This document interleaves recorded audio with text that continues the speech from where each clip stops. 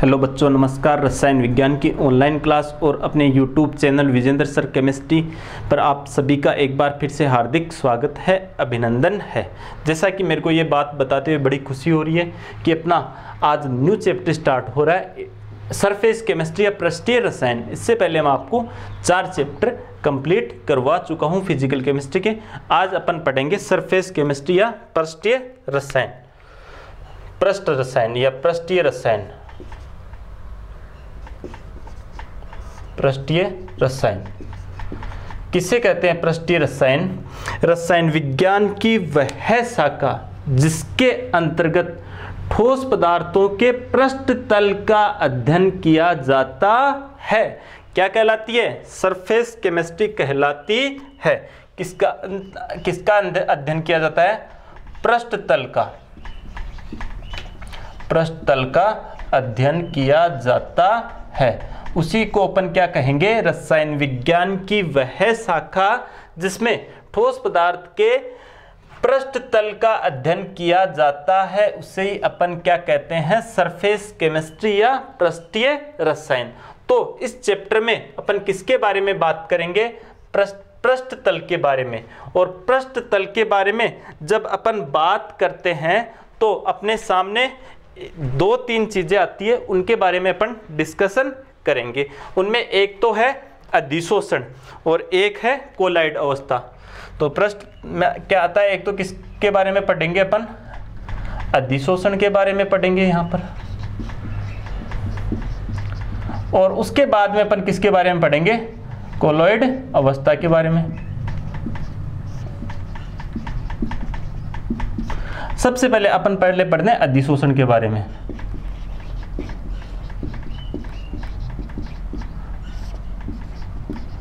Adsorption, adsorption या अधिशोषण किसे कहते हैं उसके बारे में अपन पढ़ते हैं।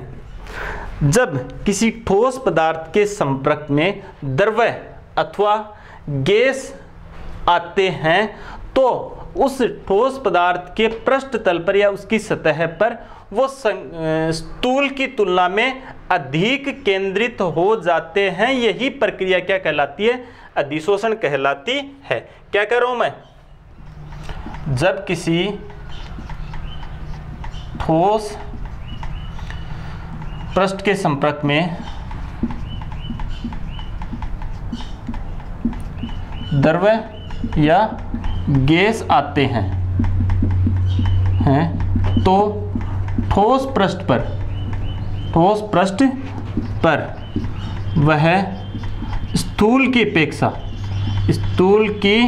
अपेक्षा अधिक संचित हो जाते हैं,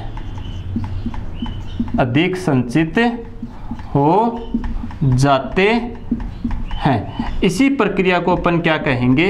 इसी प्रक्रिया को अपन कहते हैं एडजॉर्प्शन, या क्या कहते हैं इसको? अपन क्या कहते हैं? अधिशोषण कहते हैं। किसे कहेंगे? जब किसी ठोस पृष्ठ के संपर्क में द्रव अथवा गैस आते हैं तो ठोस के पृष्ठ पर वो स्थूल की अपेक्षा यानी बाहर अन्य स्थान की अपेक्षा अधिक संचित हो जाते हैं, और यही प्रक्रिया क्या कहलाती है? अधिशोषण कहलाती है। अब देखो, अधिशोषण में कौन कौन सी टर्म काम में आती है, उन टर्म के बारे में अपन टर्मिनोलॉजी के बारे में पढ़ेंगे। तो इसमें सबसे पहले पढ़ते हैं अपन अधिशोष्य। किसके बारे में पढ़ते हैं? अधिशोष्य। एडजॉर्बेट, एडजॉर्बेट के बारे में। तो किसे कहते हैं अधिशोष्य? वह पदार्थ जो ठोस अथवा द्रव की सतह पर केंद्रित होता है, संकेंद्रित होता है या अधिशोषित होता है, उसी पदार्थ को अपन क्या कहेंगे? अधिशोष्य कहेंगे। उसी को किस नाम से जानते हैं अपन? अधिशोष्य नाम से जानते हैं। किसे कहेंगे? वह सूक्ष्म विभाजित पदार्थ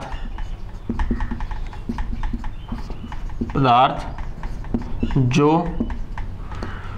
ठोस या द्रव की सतह पर संकेंद्रित होता है, या फिर मैं कहूँ अधिशोषित होता है, अधिशोषित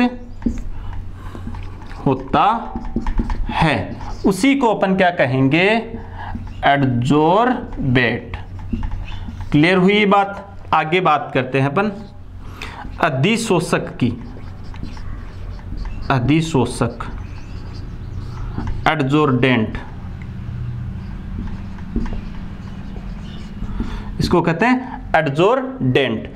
किसे कहेंगे अधिशोषक? तो अपन कहेंगे ठोस अथवा द्रव की सतह पर जो अधिशोषित होता है वही सतह क्या कहलाती है? अधिशोषक कहलाती है। वह पृष्ठ जिस पर अधिशोषित होता है क्या कहलाती है? अधिशोषक कहलाती है। तो वह पृष्ठ क्या हो सकता है? ठोस या द्रव, जिस पर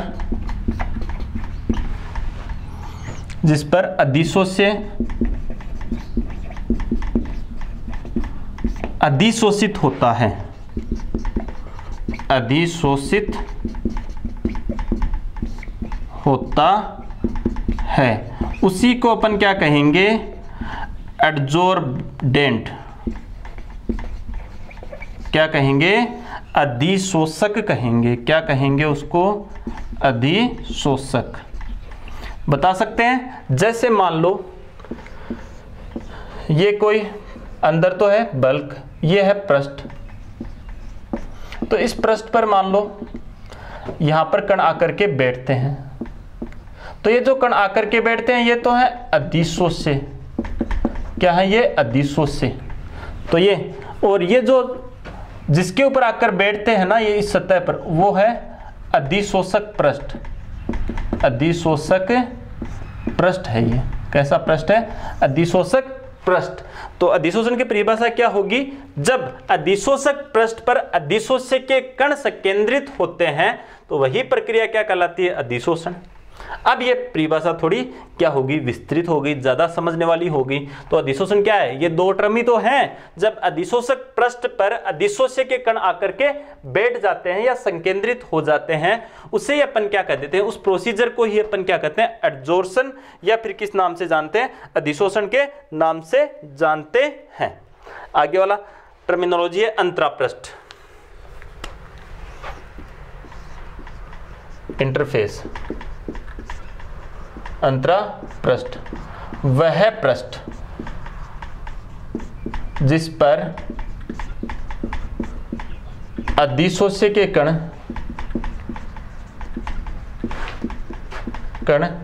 अधिशोषित होते हैं, अधिशोषित होते हैं, या फिर अपन क्या कह सकते हैं? अधिशोष्य के कण क्या होते हैं? संकेंद्रित होते हैं, या अधिशोष्य के कण अधिशोषित होते हैं, या फिर इसको क्या बोल सकते हैं अपन? संकेंद्रित होते हैं। क्या कहलाता है? इंटरफेज या अंतरापृष्ठ कहलाता। तो ये पृष्ठ कौन सा हो जाएगा? अंतरापृष्ठ। क्लियर हुई? इसके बाद में चौथा है सक्रिय केंद्र। सक्रिय केंद्र, सबसे पहले तो सक्रिय केंद्र पाए जाएंगे किस पर? अधिशोषक पृष्ठ पर। किस पर? अधिशोषक पृष्ठ पर। अधिशोषक पृष्ठ पर पाए जाते हैं। तो अधिशोषक पृष्ठ के वे केंद्र जहां पर मुक्त संयोजकताएं पाई जाती है। क्या पाई जाती है? जहां पर मुक्त संयोजकताएं, जहां पर मुक्त संयोजकताएं पाई जाती है उन्हीं को अपन क्या कहते हैं? एक्टिव साइट कहते हैं, या फिर मैं कहूं क्या कहते हैं उसको? सक्रिय केंद्र कहते हैं। तो इस प्रकार से ये टर्मिनोलॉजी आपको समझ में आ गई होगी। इसके बाद में अपन आगे वाली टर्मिनोलॉजी की बात करते हैं। आगे एक है धनात्मक अधिशोषण और एक है ऋणात्मक अधिशोषण। धनात्मक अधिशोषण और एक है ऋणात्मक अधिशोषण, ऋणात्मक अधिशोषण। एक है धनात्मक अधिशोषण और एक है ऋणात्मक अधिशोषण। इनके बारे में अपन डिस्कशन करते हैं या बात करते हैं।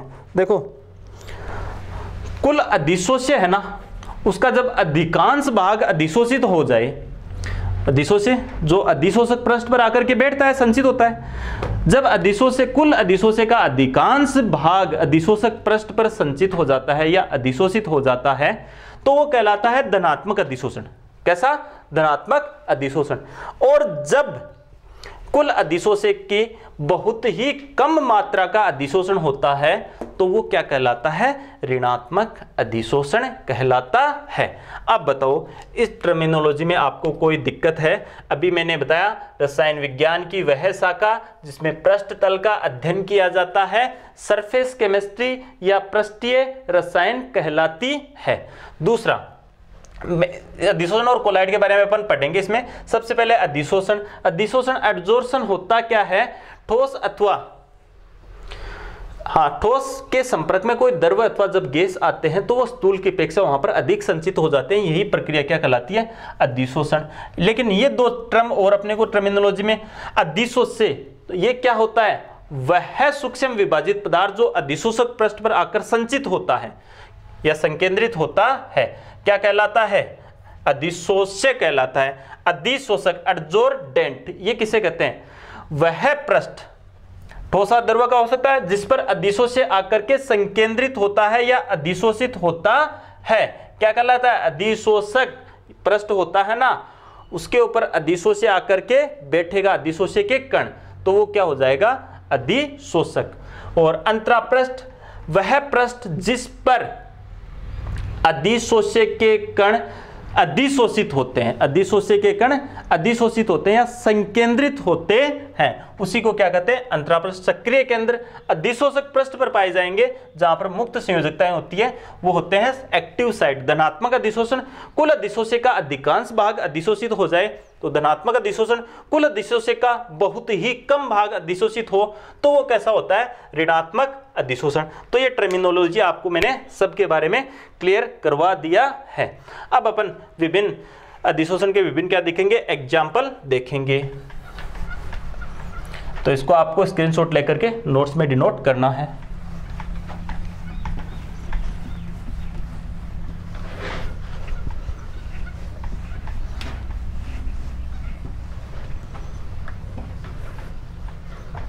तो अपन ने क्या क्या पढ़ा अभी?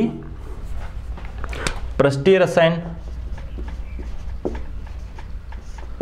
बताओ, बता सकते हो? रसायन विज्ञान की वह शाखा जिसमें पृष्ठ तल का अध्ययन किया जाता है।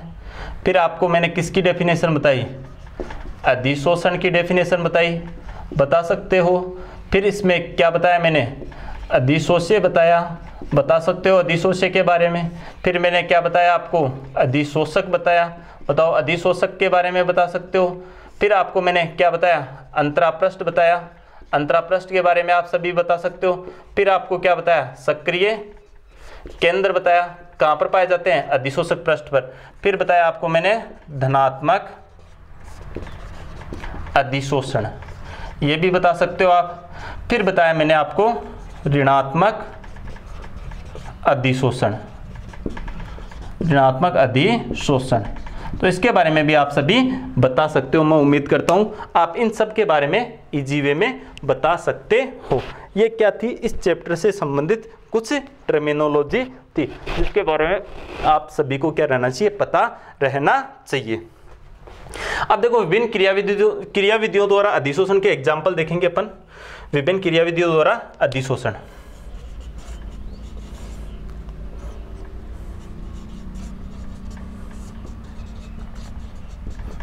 क्रियाविधियों द्वारा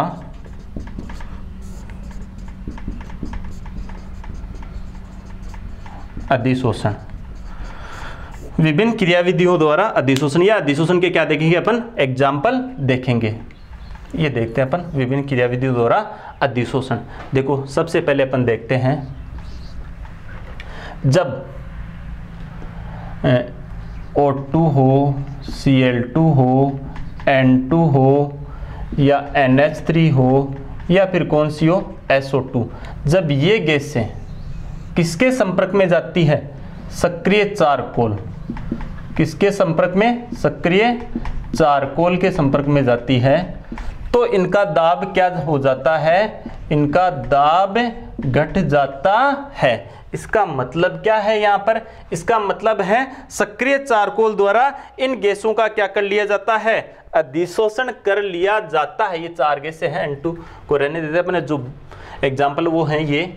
जब ये सक्रिय चारकोल के संपर्क में ये गैसें आती है तो सक्रिय चारकोल, एक्टिवेटेड चारकोल, पिसा हुआ चारकोल, बारीक सूक्ष्म विभाजित, जब ये उन सक्रिय चारकोल के संपर्क में आती है तो इन गैसों का क्या कर लिया जाएगा, चारकोल द्वारा अधिशोषण कर लिया जाएगा, जिसके कारण इनका क्या हो जाएगा, दाब क्या हो जाएगा, घट जाएगा, या फिर मैं कहूं दाब क्या हो जाएगा, कम हो जाएगा। दूसरा एग्जाम्पल, कार्बनिक रंजक है एक,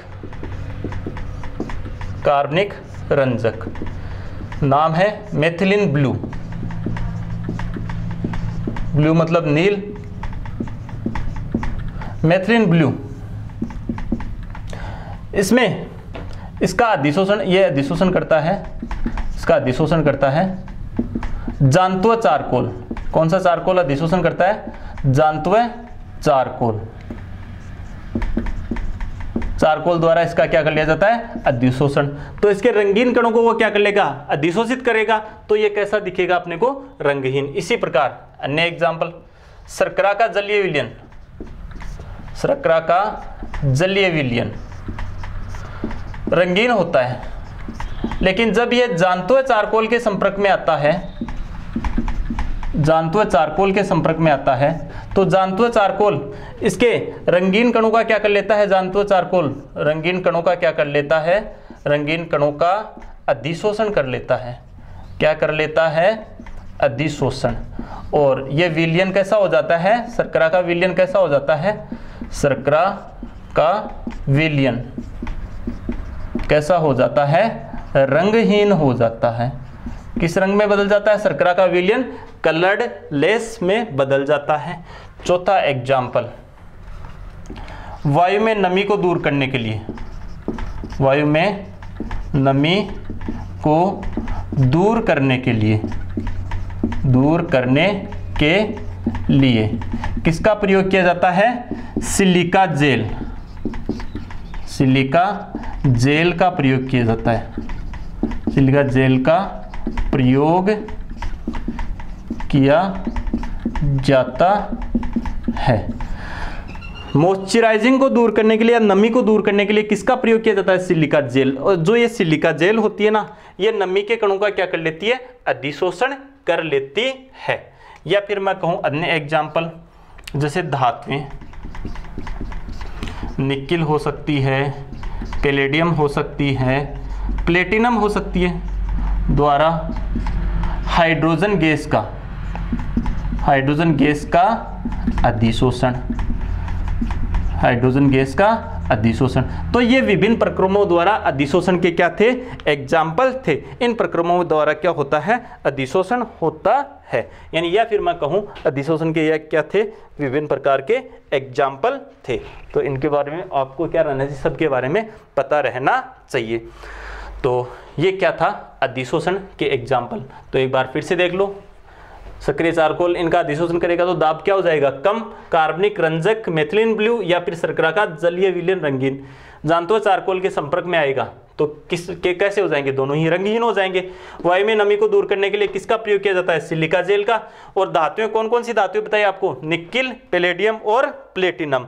तो ये भी क्या है, हाइड्रोजन गैस का क्या करती है, अधिशोषण करती है।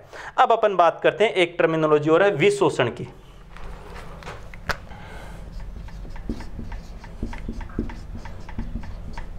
विशोषण, अब देखो इसका मतलब ही है अधिशोषण के विपरीत, यानी अधिशोषक पृष्ठ से, किससे, अधिशोषक पृष्ठ से, इस अधिशोषक पृष्ठ से किसका हटना, अधिशोष्य का, अधिशोष्य का हटना ही क्या कहलाता है, अधिशोषक पृष्ठ से अधिशोष्य का हटना क्या कहलाता है, विशोषण कहलाता है। क्या कहलाता है? विशोषण कहलाता है। और एक है अवशोषण।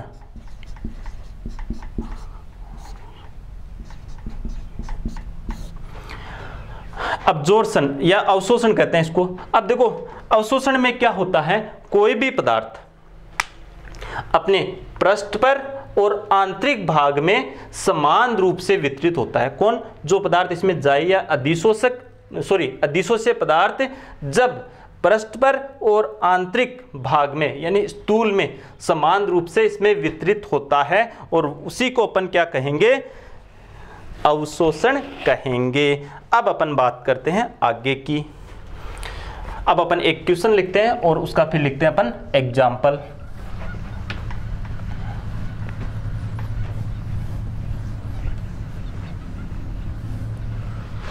प्रश्न होगा अधिशोषण और अवशोषण में अंतर लिखिए।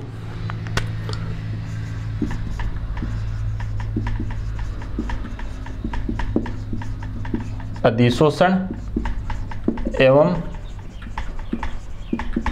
अवशोषण में अंतर लिखिए। तो अधिशोषण और अवशोषण में अपने को क्या लिखना है? अंतर लिखना है। आप सभी जानते हो अधिशोषण में सूक्ष्म विभाजित पदार्थ कहां पर? केवल अधिशोषक के पृष्ठ पर ही संकेंद्रित होता है, जबकि अवशोषण में पृष्ठ पर और आंतरिक स्थूल में समान रूप से वितरित होता है। क्या रहता है? समान रूप से वितरित होता है। यानी यह अधिशोषण एक पृष्ठीय परिघटना है, जबकि यहां पर यह अवशोषण पृष्ठीय परिघटना नहीं होकर के इसमें क्या रहता है? जो अधिशोष्य रहता है वो समान रूप से वितरित रहता है। फिर अपन देखें जो अधिशोषण की प्रक्रिया है उसकी गति क्या रहती है? लगभग समान रहती है, जबकि अवशोषण में गति क्या नहीं रहती है? समान नहीं रहती है। यानी प्रारंभ में अवशोषण क्या होता है? तेजी से, फिर क्या होता है? धीमा। तो यह एक पृष्ठीय परिघटना है। मार्कर से लिख देता हूं, पृष्ठीय परिघटना।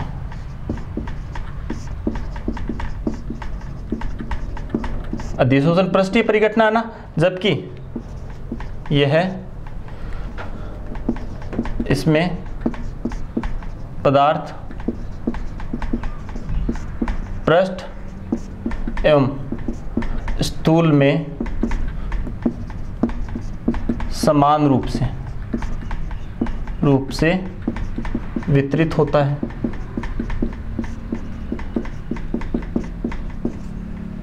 इसमें पदार्थ पृष्ठ पर और स्थूल में क्या होगा? समान रूप से वितरित होगा। अब देखो इसकी गति क्या होती है? इसकी गति समान होती है, और इसकी गति प्रारंभ में क्या होती है? प्रारंभ में अधिक, और फिर क्या होती है? फिर कम होती है। तो यह एक पृष्ठीय परिघटना है। यह पदार्थ स्थूल और पृष्ठ पर समान रूप से वितरित होता है, और अधिशोषण की गति क्या रहती है? समान रहती है, और ये प्रारंभ में क्या होता है? कम होता है, और फिर अंत में जाकर के क्या होता है? इसकी गति बढ़ जाती है। तो इस पर अधिशोषक अणु केवल पृष्ठ पर संकेंद्रित होते हैं, जबकि यहाँ क्या होते हैं? अधिशोषक, या फिर यहाँ पदार्थ स्थूल तक गति कर जाता है। यानी यहाँ पर तो पदार्थ क्या अंदर भी चला जाता है, यानी अंदर, और जो अंदर, या इसको ऐसे लिखे अपन, यहाँ पदार्थ स्थूल में गति कर जाता है, यहाँ पदार्थ स्थूल, यहाँ पदार्थ अंदर एक समान वितरित रहता है। अपन कह सकते हैं यहाँ पर पदार्थ केवल कहाँ पर रहते हैं, पृष्ठ पर, जबकि यहाँ पर पदार्थ अंदर एक समान रूप से वितरित रहता है। पृष्ठीय परिघटना है, यह पृष्ठ पर और स्थूल दोनों, पृष्ठ एवं स्थूल में समान वितरित होता है, ये बता चुका मैं। गति समान होती है, प्रारंभ में तीव्र, फिर क्या हो जाता है ये कम। तो इस प्रकार से ये किसमें है, ये कौन सी, ये अधिशोषण था और ये क्या है यहाँ पर अवशोषण है। तो इनमें आपको क्या रहना चाहिए, क्लियर रहना चाहिए। एक इसमें बचा है शोषण। शोषण, शोषण किसे कहते हैं, जब अधिशोषण और अवशोषण की प्रक्रियाएं साथ साथ होती हैं, यानी अधिशोषण और क्या हो अवशोषण की प्रक्रिया साथ साथ होती है, साथ साथ होती है, तो उसी को अपन क्या कहेंगे, शोषण कहेंगे। इसका एग्जाम्पल और देख लेते हैं। बताया था ना आपको, सिलिका जेल द्वारा, सिलिका जेल द्वारा जलवाष्प का अधिशोषण। यहां पर रहेगा ये कैल्शियम क्लोराइड द्वारा नमी का अवशोषण। तो कैल्शियम क्लोराइड द्वारा यहां पर किसका अवशोषण किया जाएगा, नमी का, या निर्जल CaCl2 द्वारा नमी का अवशोषण। इसका एग्जाम्पल क्या हो जाएगा, CaCl2 द्वारा जल का अवशोषण। ये इनके क्या हो गए एग्जाम्पल। और ये मैंने शोषण की परिभाषा, जब अधिशोषण और अवशोषण एक साथ होते हैं तब उसको अपन क्या कहते हैं, शोषण के नाम से जानते हैं। तो इस प्रकार से आप अधिशोषण और अवशोषण के बारे में सभी बता सकते हो।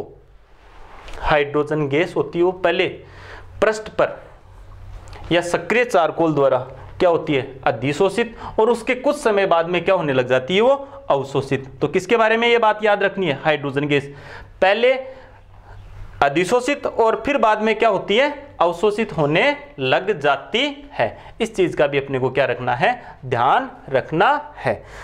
और अब अपन इसके बाद में देखते हैं, ये जो रंजक होते हैं, रंजक क्या होते हैं, रंजक रंगने वाले। तो यहां पर मैंने किसका एग्जाम्पल बताया, एक आपको हाइड्रोजन गैस का बताया ना, हाइड्रोजन गैस सक्रिय चारकोल पर पहले क्या होती है, अधिशोषित, और फिर क्या होने लग जाती है, ये अवशोषित होने लग जाती है। तो पहले क्या होती है, ये अधिशोषित, और फिर क्या होने लग जाती है, ये अवशोषित, अवशोषित होने लग जाती है। पहले अधिशोषित और फिर क्या होने लग जाती है, अवशोषित होने लगती है। इसी प्रकार जो रंजक होते हैं, रंगने वाले, रंजक का मतलब क्या होता है, रंगने वाले ये रेशों की सतह पर, रेशों पर पहले क्या होते हैं, पहले अधिशोषित होते हैं, अधिशोषित, और फिर क्या होते हैं, अवशोषित, क्या हो जाते हैं, फिर ये अवशोषित हो जाते हैं। अर्थात पहले अधिशोषित होते हैं और फिर अधिशोषित होने के बाद में क्या होने लग जाते हैं, ये अवशोषित होने लग जाते हैं। क्लियर है ये बात सभी को। अब अपन आगे बात करते हैं, तो ये अंतर बता सकते हो सभी। अब अधिशोषण की ऊष्मागतिकी का अध्ययन।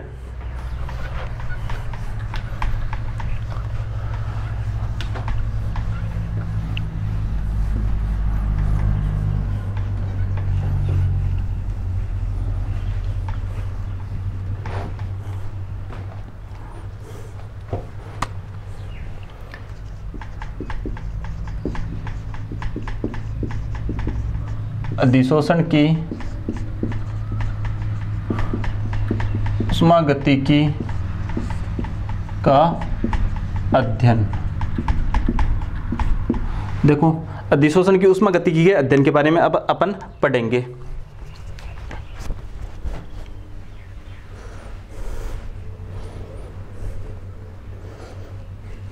अब देखो, सबसे पहले एक है मोलर अधिशोषण। मोलर अधिशोषण ऊष्मा।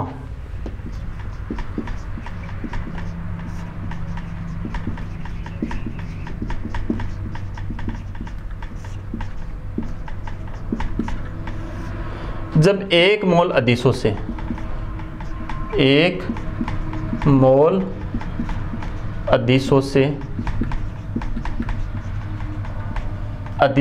पृष्ठ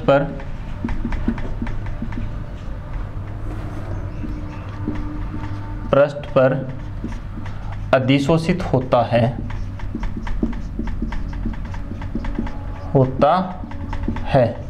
तो इस प्रक्रम में मुक्त होने वाली ऊष्मा क्या कहलाती है? मोलर अधिशोषण ऊष्मा कहलाती है। किसे कहेंगे मोलर अधिशोषण ऊष्मा? जब 1 मोल अधिशोषक के पृष्ठ पर अधिशोषित होता है तो इस प्रक्रम में जो ऊष्मा बाहर निकलती है वही क्या कहलाती है? मोलर अधिशोषण ऊष्मा कहलाती है। और अधिशोषण प्रक्रम में अधिशोषण के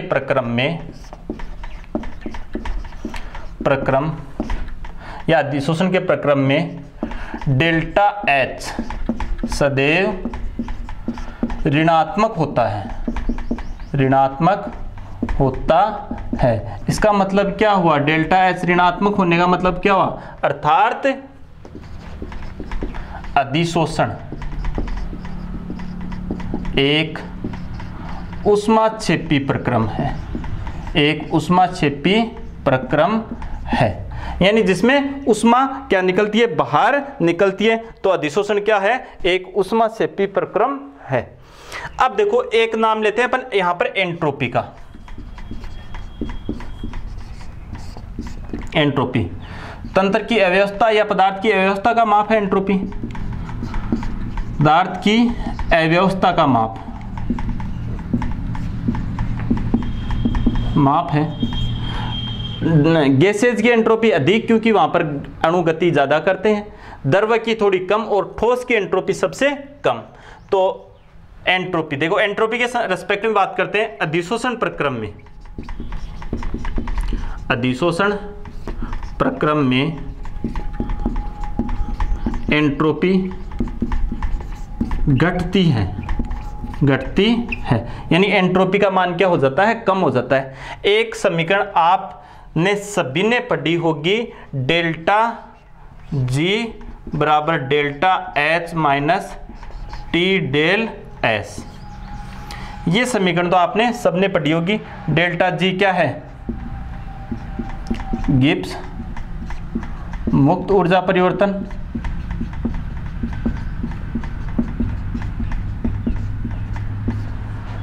डेल्टा H क्या है? एंथैल्पी परिवर्तन,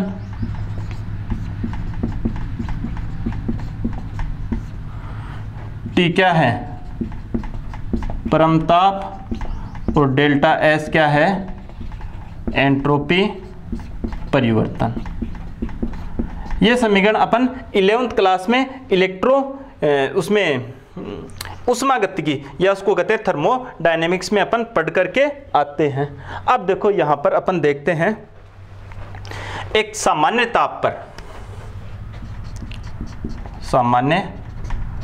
ताप पर डेल्टा H ज्यादा रहता है टी डेल एस से।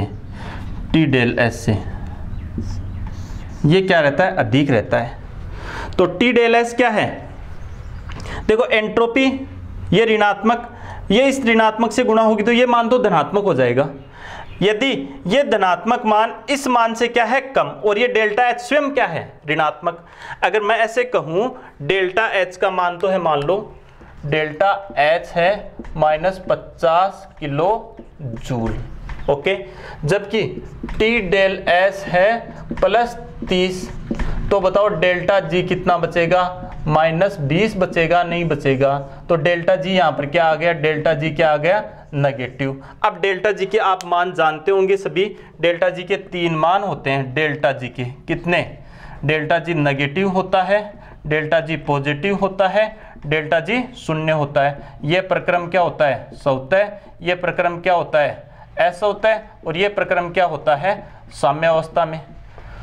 तो यहां पर भी डेल्टा G क्या आ रहा है? यहाँ पर डेल्टा जी क्या आएगा, ये डेल्टा जी क्या आ जाएगा, यहाँ पर ऋणात्मक आएगा। और अपन क्या कह सकते हैं, डेल्टा जी ऋणात्मक आने पर अधिशोषण का जो प्रक्रम होता है वो एक स्वतः प्रक्रम है। बताओ, ये बता सकते हो उष्मागतिकी के आधार पर अधिशोषण प्रक्रम कैसा होता है, स्वतः प्रक्रम। इस समीकरण के आधार पर बताओगे आप, एग्जाम में पूछ लिया जाए अधिशोषण एक स्वतः प्रक्रम है, समझाइए। ये समीकरण अपने को पहले लिखनी है और फिर अपने को बताना है अधिशोषण की प्रक्रिया में, ये जरूर ध्यान रखना है, अधिशोषण की प्रक्रिया में यह क्या है, एक ऊष्माक्षेपी प्रक्रम, और ये क्या है, इसमें परिवर्तन क्या होगा, ऋणात्मक, इसमें क्या होगी, कमी। तो सामान्य ताप पर बताना है ये ज्यादा और ये कम। तो ये मान कैसा है ऊष्माक्षेपी होने पर, जब जब प्रक्रम ऊष्माक्षेपी होता है तब तब डेल्टा एच क्या होता है, ऋणात्मक ही होता है। ये ऋणात्मक, तो फिर मैंने यहां पर बताया आपको डेल्टा जी भी क्या हो जाएगा, ऋणात्मक। और जब जब डेल्टा जी ऋणात्मक होता है तब तब अधिशोषण प्रक्रम कैसा होगा, स्वतः संपन्न होने वाला होगा। ये चीज भी आपकी सभी की क्या रहनी चाहिए, क्लियर रहनी चाहिए। क्लियर है? तो ये प्रश्न आपको प्रश्न के रूप में सोल्व करना है। समझाइए, अधिशोषण एक स्वतः प्रक्रम है। तो ये प्रश्न मैं लिख देता हूं, ये प्रश्न आपको सोल्व करना है।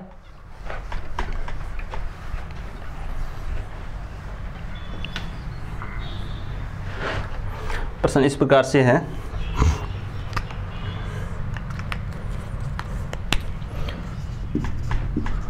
अधिशोषण सामान्य ताप पर स्वतः प्रक्रम है, समझाइए। कैसे बताओगे, ऊष्मागतिक समीकरण लिखनी है, सोल्व कर देता हूं अभी।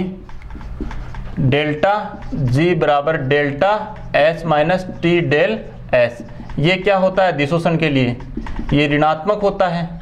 और इसमें परिवर्तन क्या होता है, इसमें क्या आती है, कमी। और आप लिख दोगे सामान्य ताप पर, सामान्य ताप पर डेल्टा एच बड़ा होता है टी डेल एस से, अतः डेल्टा जी ऋणात्मक होगा, का मान ऋणात्मक होगा, और डेल्टा जी का मान ऋणात्मक होगा। तो प्रक्रम कैसा होगा, प्रक्रम कैसा होगा, स्वतः संपन्न होने वाला होगा। बताओ, इस क्वेश्चन का एग्जाम्पल भी आप सभी लिख सकते हो बड़ी आसानी से। अब अपन एक आगे भी मैं आपको प्रश्न ही लिखाऊंगा, फिर उसका आंसर लिखेंगे अपन। आगे वाला क्वेश्चन होगा ये, तो ये लिख लोगे ना आप सभी।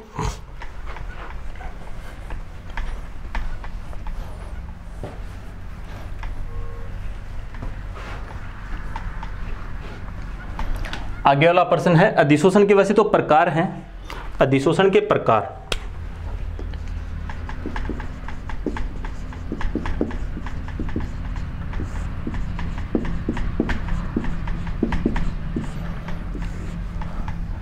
अधिशोषण दो प्रकार का होता है।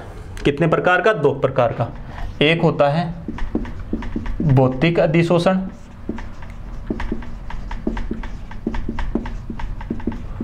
और एक होता है रासायनिक अधिशोषण।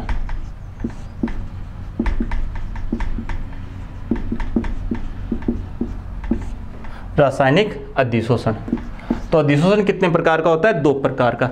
एक होता है भौतिक अधिशोषण और एक होता है रासायनिक अधिशोषण। अब देखो, भौतिक अधिशोषण क्या होता है, इसमें अधिशोषक पृष्ठ पर जो अधिशोषे आकर के बैठते हैं उनके मध्य दुर्बल वान डेर वाल्स बल पाए जाते हैं। क्या पाए जाते हैं, दुर्बल वान डेर वाल्स बंद पाए जाते हैं। जैसे मैं एक एग्जांपल बताऊं, यहां पर जैसे मान लो ये है, तो ये तो अधिशोषक पृष्ठ हो गया ना। यहाँ पर जो भी अधिशोषे आकर के बैठेंगे, इनके मध्य और इनके मध्य क्या पाए जाते हैं, दुर्बल वान डेर वाल्स बंद।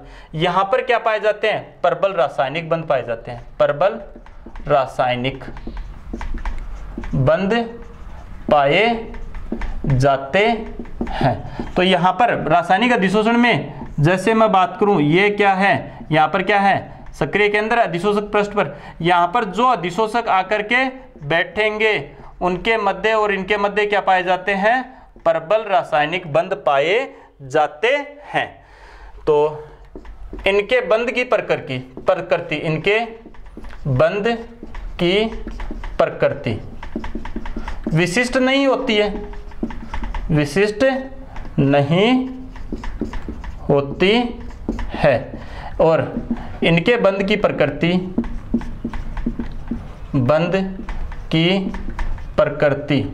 क्या होती है? प्रकृति विशिष्ट होती है, विशिष्ट होती है। ये कैसा होता है? ये उत्क्रमणीय होता है, यानी एक बार कण आकर के बैठ के वापस भी जा सकते हैं, वापस आकर के बैठ सकते हैं, वापस जा सकते। जबकि ये कैसा होता है? अनुत्क्रमणीय। ये कैसा होता है? अनुत्क्रमणीय। एक बार रासायनिक बंध बन गया फिर वो वापस वहां से नहीं जा सकते। तो इनकी प्रकृति कैसी होती है? अनुत्क्रमणीय होती है। इसके बाद में अपन देखते हैं,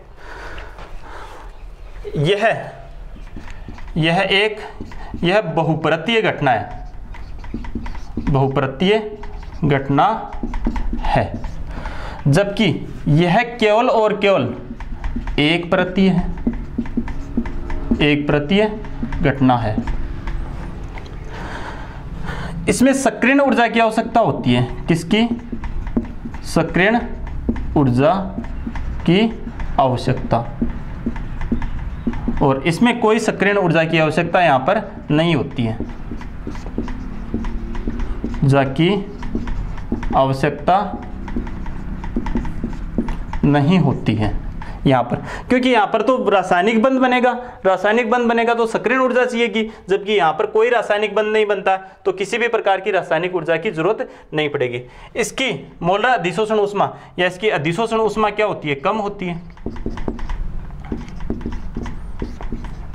ऊष्मा क्या होती है? 20 से 40 किलो जूल पर मोल, जबकि इसकी होती है 80 से 240 किलो जूल पर मोल। तो इसकी अधिशोषण ऊष्मा क्या रहती है? कम रहती है, और यहां पर इसकी अधिशोषण ऊष्मा क्या रहती है? अधिक रहती है।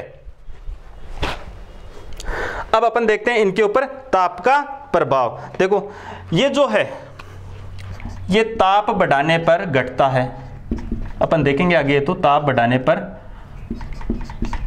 घटता है, जबकि ये ताप बढ़ाने पर बढ़ता है। तो ये क्या थे? इसमें अंतर, ये क्या थे? भौतिक अधिशोषण और रासायनिक अधिशोषण में जो मुख्य थे वो क्या है? अंतर थे। तो अपन इनके बारे में आसानी से बता सकते हैं। तो ये थे भौतिक और रासायनिक अधिशोषण में अंतर। तो ये प्रश्न लिखना है आपको, भौतिक और रासायनिक अधिशोषण में अंतर लिखिए, फिर इसका क्या लिखना आपको? आंसर लिखना है। तो आज ये पृष्ठीय रसायन का पहला वीडियो था, तो सभी को अच्छे से देखना है, नोट्स बनाने हैं और अच्छे से प्रिपेयर होना है। थैंक यू, धन्यवाद।